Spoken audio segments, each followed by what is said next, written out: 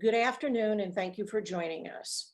On behalf of the board and volunteers at SJIMA, welcome to our first online live gallery walk. Holly Ballard Martz received her BFA in printmaking and a BA in business administration from the University of Washington, graduating magna cum laude. She has exhibited extensively, most recently a large-scale site-specific installation at Method Gallery in Seattle. Other showings include Into Action, Social Justice Festival, Los Angeles, Arts and Literature, Madison, Wisconsin, The Deep End, Detroit, Michigan, and many more. Holly's work is found in the collections of the City of Seattle, the Gates Foundation, the University of Washington Rare Books Collection, and the Escuela Nacional de Artes Plásticas, Mexico City. She was featured in ArtNet News in Meet 12 Fierce Feminist Artists Who Marched, and her installation, Danger of Nostalgia in Wallpaper Form, was profiled in Bust magazine. In 2019, she was awarded a Macmillan Foundation Fellowship. She is represented by Zinc Contemporary in Seattle, Washington. Her SJIMA exhibit is Domestic Bliss. Now I give you Holly Ballard Martz. Thanks for that introduction, Diane. I want to thank the museum board, staff, and volunteers for their support of my exhibit, and a special thank you to Peter Lane for inviting me to create this exhibit, and a shout out to Mark Kyle for all his technical support getting these things online for you. For those of you not familiar with my work, I am a multidisciplinary artist with a focus on socio-political subjects, including gun violence, mental health, reproductive rights, and our flawed democracy. For several years now, the use of found objects has been central to my practice. I'm drawn to these objects because of their history and the meaning and memory we ascribe to them. I'm able to capitalize on the associations that we make and recontextualize them in order to offer a new perspective. The objects themselves act as a form of shorthand. For Domestic Bliss, I chose to transform objects associated with domestic labor, specifically the creation and caretaking of clothing, traditionally the purview of women, supplanting their original purpose and highlighting obstacles which impede the quest for gender equality. This year, 2020, marks the centennial of the ratification of the 19th Amendment to the US Constitution, asserting women's right to vote. Much progress has been made in the fight for women's equality in the intervening years, yet we are far from a level playing field. It is estimated that it will take an additional 200 years to eliminate the gender pay gap. Reproductive rights are in jeopardy, maternal mortality is on the rise, and globally, 75% of unpaid work is done by women. This unpaid labor falls primarily within the domestic sphere. These are examples of men's detachable shirt collars. They originated as a way to reduce the need to launder shirts. The collars and cuffs could be removed and cleaned, sparing the labor of laundering the full shirt. I've been working with them for a couple of years as an emblem of the male-dominated status quo. I layer, stack, and assemble them as representations of the structures and systems at play within our patriarchal society. From left to right, the pieces are status quo, old growth, power grid, and double-crossed since birth.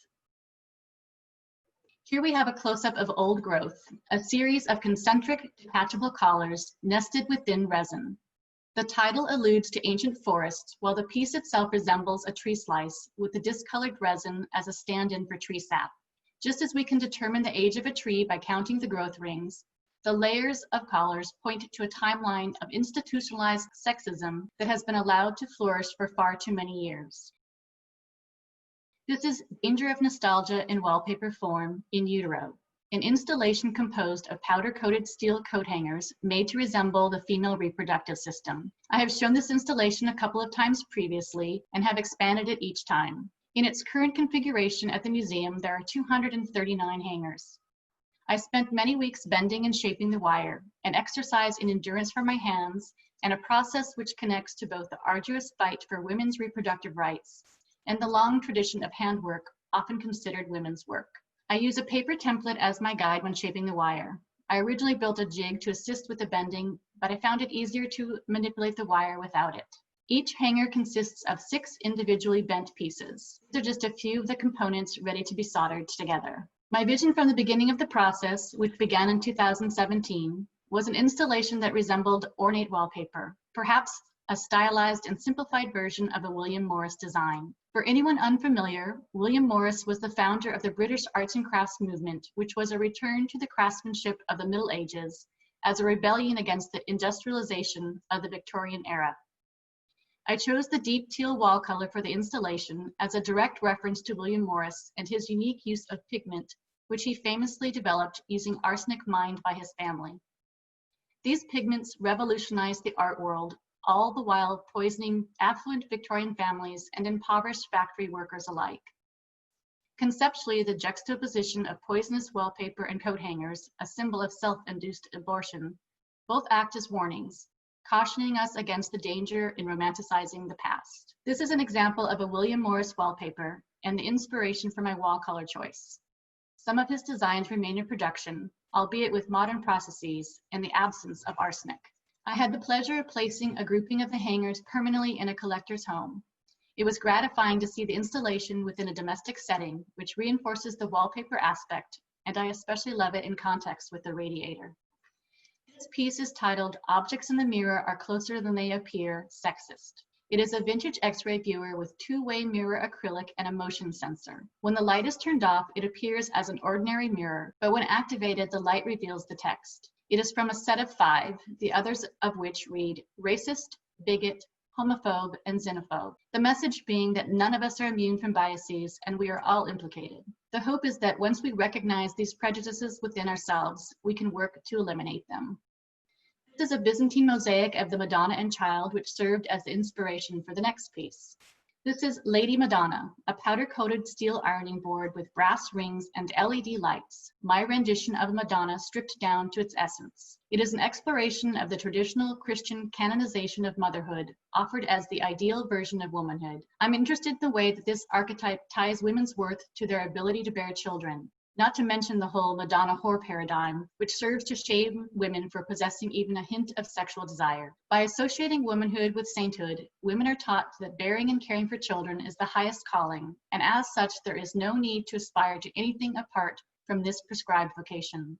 Whether intentional or not, this glorification of motherhood also serves to diminish the perceived value of women who choose not to have children or are unable to have children. There's an installation shot of Lady Madonna with danger of nostalgia and the sexist mirror. This is Domestic Bliss, which is related conceptually to Lady Madonna with its reference to Christian iconography.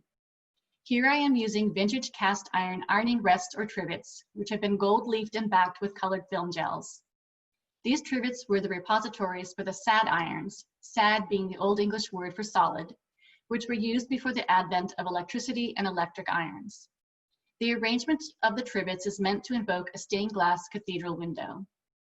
Stained glass windows in churches are used to create an ethereal experience, making the earthly into the divine.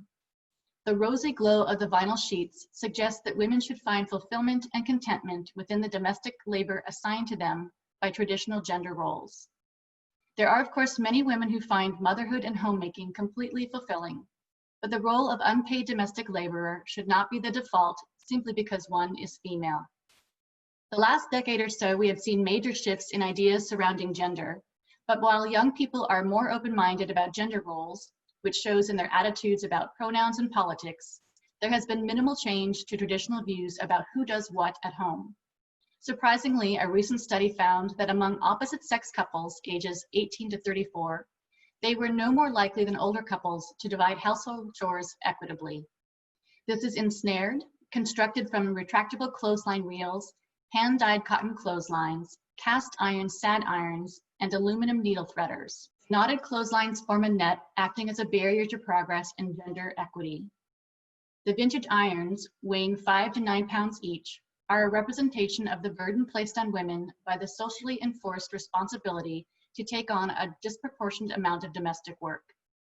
The undervaluing of women's contributions has consequences outside of the home and factors into the gender pay gap, which has tremendous economic impact, not only for women, but also for the global economy. This is Love Hurts, Love You to Death. a piece about intimate partner violence, a global problem of epic proportions of which women comprise the majority of victims. Gun violence is only one aspect of intimate partner violence, but one that was particularly important for me to address, as I have a family member who was shot by her former boyfriend. This piece is encaustic with spent bullet primers. For anyone who is not familiar with encaustic, it is beeswax with resin and pigment, which is applied to a substrate in its molten state.